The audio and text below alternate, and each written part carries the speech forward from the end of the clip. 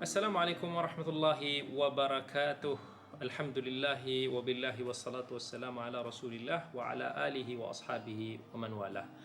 Alhamdulillah, pada hari ini kita bertemu lagi untuk kita sambung lagi rentetan daripada episod yang lepas, iaitu dalam episod yang lepas kita ada berbicara tentang mahabbatullah ataupun kecintaan Allah. Jadi kita akan sambung lagi pada episod kali ini dengan episod mahabbatur rasul, iaitu berkaitan dengan kecintaan Rasul.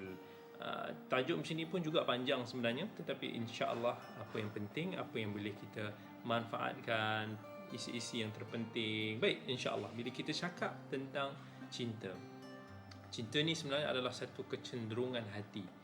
Kecenderungan hati yang kita serasi. Dan bila kita suka, kita akan, macam mana kita nak cenderung tu, satu melalui kita punya panca indera lah.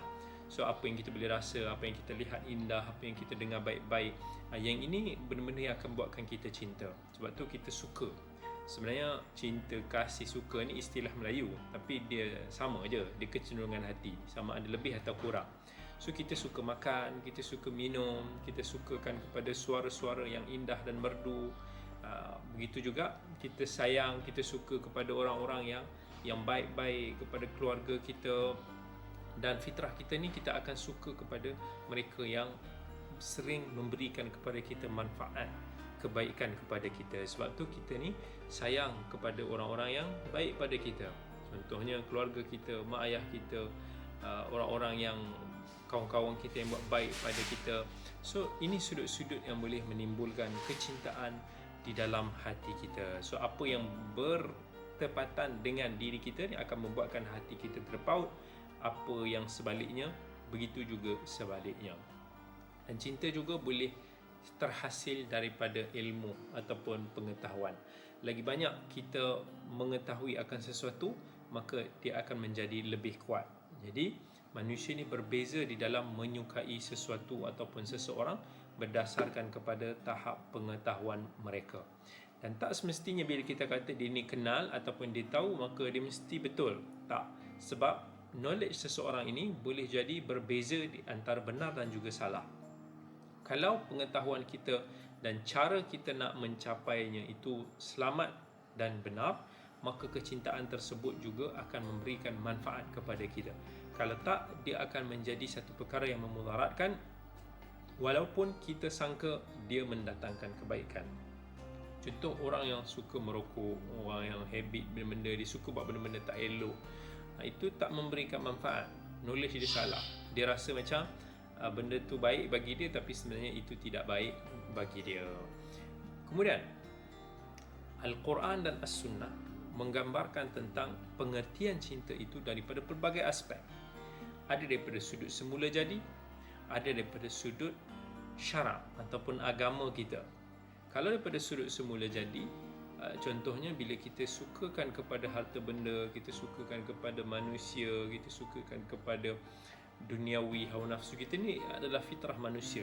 Sebab tu Allah kata dalam surah Ali Imran, a'udzubillahi minasyaitanir rajim, زين للناس حب الشهوات من النساء والبنين والقناطير المقنطرة من الذهب والفضة والخيل المسومة والأنعام والحرث ذلك متاع الحياة الدنيا. Kami telah perindahkan kepada manusia kecenderungan, kesukaan kepada syahwat daripada kalangan wanita, daripada kalangan anak-anak, daripada kalangan harta yang bertimbun-timbun, daripada kuda-kuda yang bertanda, maksudnya kenderaan yang baik-baik, daripada binatang ternakan, hasil tanaman dan sebagainya.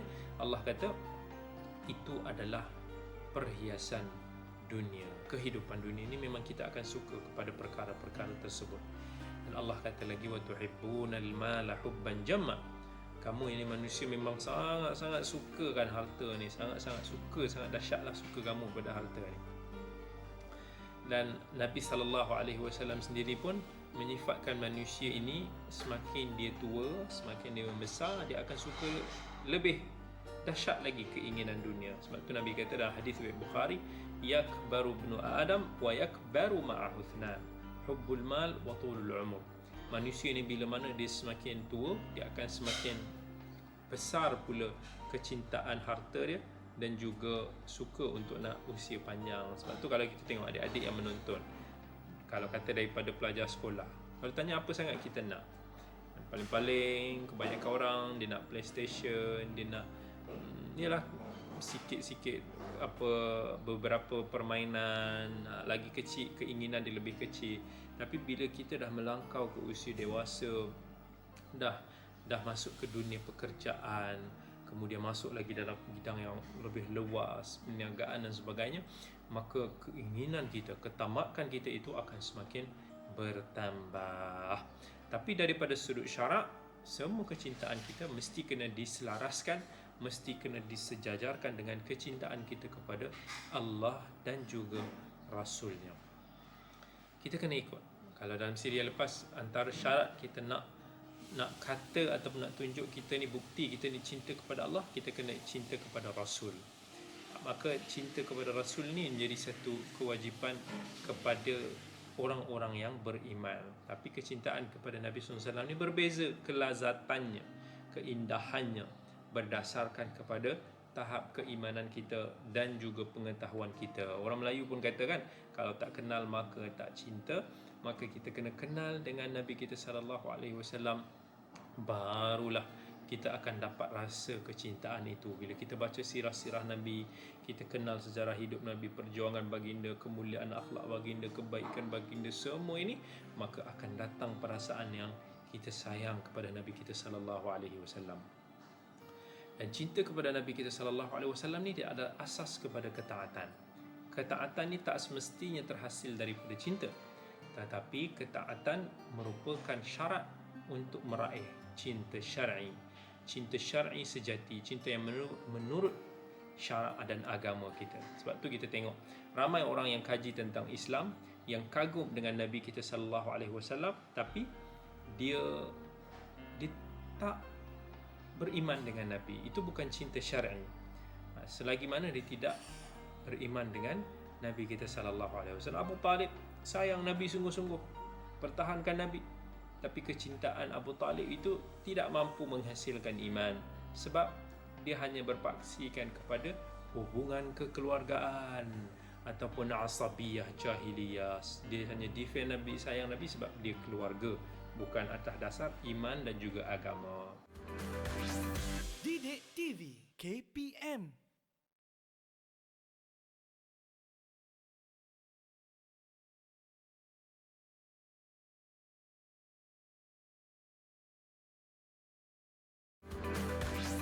Didik TV KPM.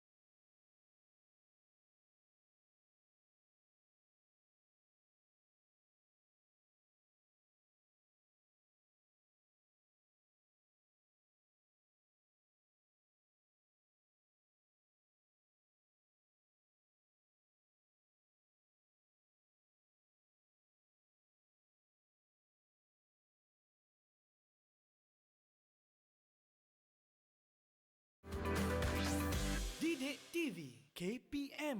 Kecintaan kepada Rasul, macam yang kita pernah explain dalam episod yang lepas, mesti kena ada kaitan dengan Allah Subhanahu Wa Taala. Mesti kena saling melazimi di antara satu sama lain. Dan bila kita mencintai Nabi sallallahu alaihi wasallam, kecintaan kepada Nabi ini adalah simbol keimanan kita. Sepatutnya tak ada seorang Muslim ataupun mukmin yang langsung tak ada walau sekelumit sedikit daripada cintanya kepada Nabi sallallahu alaihi wasallam, walaupun sangat-sangat lemah. Dan seseorang itu tidak tergolong dalam kategori mukmin yang sempurna, sehinggalah Nabi sallallahu alaihi wasallam itu merupakan manusia yang paling dicintainya. Dan kecintaan tersebut mengatasi segala keinginan, mengatasi segala kehendak nafsu diri. Cuba kita renungkan, dalam situasi yang bercanggah kehendak diri kita dengan perintah Nabi sallallahu alaihi wasallam, kita tahu Nabi dah bagi tahu macam ni, tapi kita rasa kita nak buat kot lagu tu. Mana satu yang kita dahulukan? Renungkan firman Allah Subhanahu wa taala, "Qul in kana aba'ukum wa abna'ukum wa ikhwanukum wa azwajukum wa 'ashiratukum wa amwalun iqtaraftumuha wa tijaratun takhshawna kasadaha wa masakin tardawnaha ahabba ilaikum min Allahi wa rasulihi wa jihadin fi sabilihi." Adakah ayah-ayahmu, ibu bapamu, anak-anakmu, saudara maramu, pasanganmu, keluargamu, hartamu, perniagaan kamu, rumah-rumahmu, ini semua lebih kamu redai, lebih kamu cintai, kamu sukai lebih daripada Allah dan Rasulnya, dan juga berjihad di jalan. Kalau Nabi dah suruh kita buat macam ni, kawan kita ajak buat macam ni, yang mana satu kita nak ikut? Kalau kita kata kita sayang Nabi, kita akan follow Nabi. Kalau kita sebenarnya sayang kawan kita tu lebih, kita akan ikut dia. Ini merupakan parameter yang mengukur sejauh mana kita mencintai Nabi kita sallallahu alaihi wasallam. Satu kata Nabi sallallahu alaihi wasallam, "La yu'minu ahadukum hatta akuna ahabba ilaihi min waladihi wa walidihi wan nasi ajma'in." Dalam hadis riwayat Bukhari dan Muslim, Nabi sallallahu alaihi wasallam bersabda, "Tidak sempurna iman seseorang daripada kamu sehinggalah aku ini adalah manusia yang paling dicintainya, lebih daripada anak-anaknya, lebih daripada ibu bapanya, lebih daripada sekalian manusia." Kita kena usaha untuk nak sayang Nabi kita sallallahu alaihi wasallam. Sahabat Nabi Umar bin Al-Khattab, satu hari dia pernah berjalan, dia pegang tangan Nabi sallallahu alaihi wasallam. Kemudian Umar dia kata kat Nabi, "Ya Rasulullah, la anta ahabbu ilayya min kulli syai' illa min nafsi." Wahai Rasulullah, engkau adalah manusia yang paling aku cintai lebih daripada semua benda kecuali diri aku sendiri. Umar ni dia sekadar nak meluahkan fitrah manusia. Fitrah manusia sayangkan dirinya. Kalau kita nak selamatkan diri kita, kita sayangkan diri kita lebih. Itu normal. Tapi Nabi SAW betulkan konsep itu kepada Umar. Nabi kata, "La walladhi nafsi biyadihi hatta akuna ahabba ilaika min nafsik."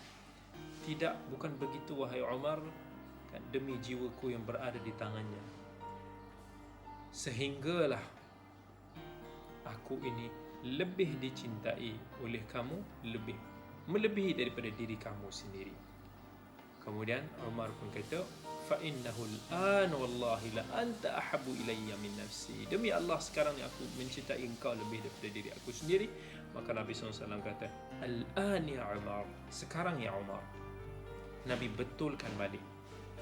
Maksudnya, kalau kita tengok, cintakan diri sendiri ini memang fitrah kita.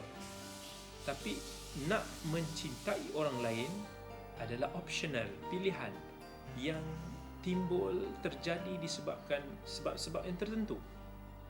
Jadi Umar ni bukan baru saja mencintai Nabi masa Nabi duk peringatkan dia, tapi Umar ni dia hanya bagi tahu berdasarkan kepada benda semula jadi kita.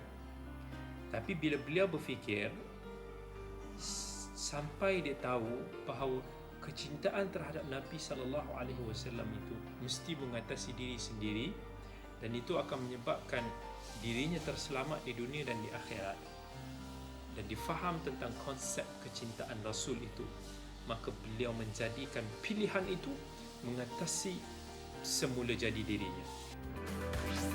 Didik TV KPM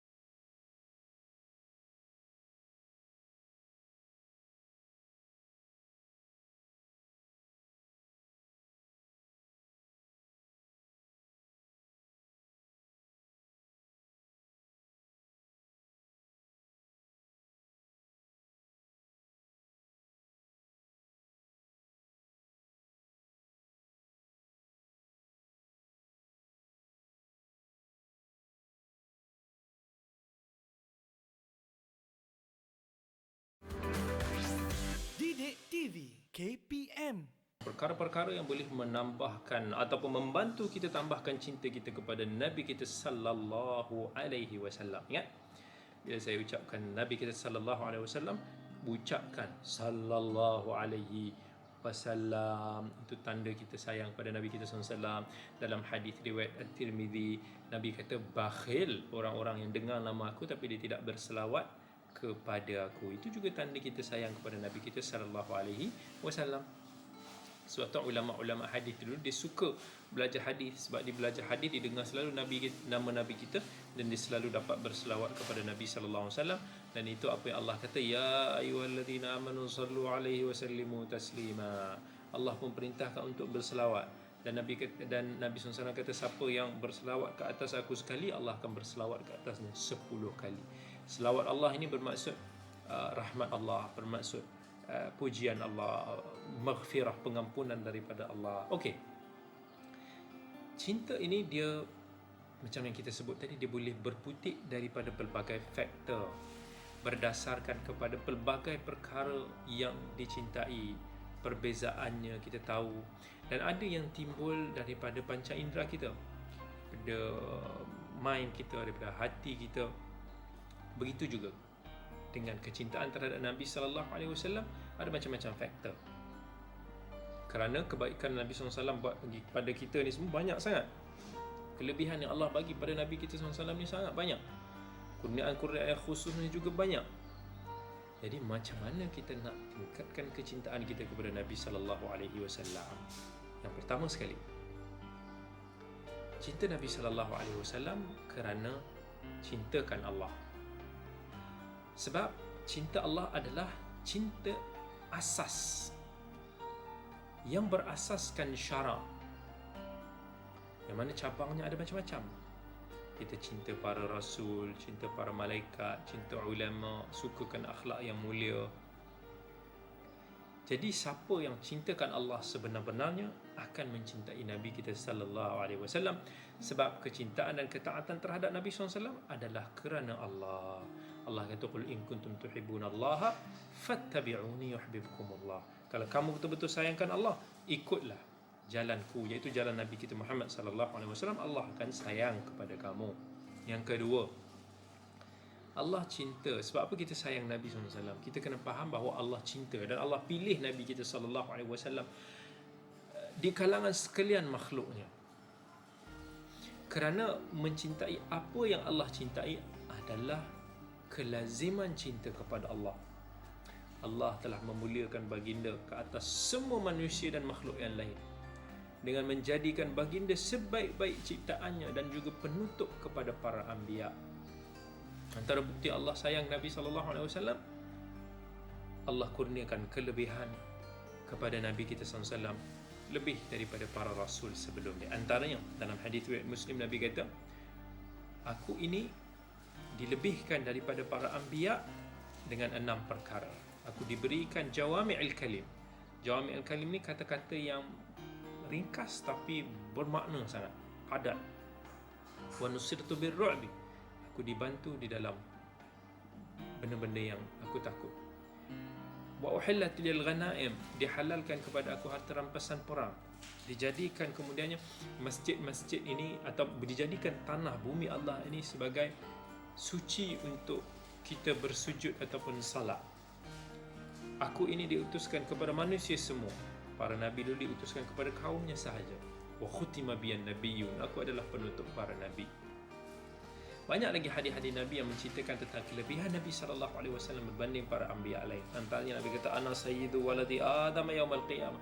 Di hari kiamat kelak aku adalah penghulu, pemimpin kepada manusia. Wa awwalu man yanshaqqu anhu al-qabr. Orang yang pertama sekali dibangkitkan daripada kubur. Wa awwalu syafi'. Aku orang yang pertama diberikan keizinan untuk memberikan syafaat. Wa awwalu musyaffa'. Dan juga akan di pohon syafaatnya diberikan syafaat. Banyak hadis-hadis kalau kita nak bicarakan tentang kelebihan Nabi SAW. Tapi antara kelebihan juga yang kita kena tahu bahawa Nabi dikurniakan sebagai nubuwah, kurniaan kenabian, dan juga tugas sebagai penyebar risalah. Allah kata Allah yastafi minal malaikati rusulan wa minan nas. Allah lah yang memilih para rasul itu. Yang ketiga, kelebihan Nabi SAW, Allah muliakan dengan Al-Quran.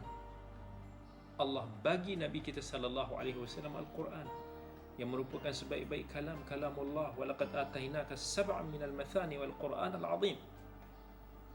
Antara kelebihan Nabi sallallahu alaihi wasallam, Allah berselawat kepada Nabi, malaikat berselawat kepada Nabi. Innallaha wa malaikatahu yusalluna 'alan nabi ya ayyuhalladzina amanu sallu 'alaihi wa sallimu taslima.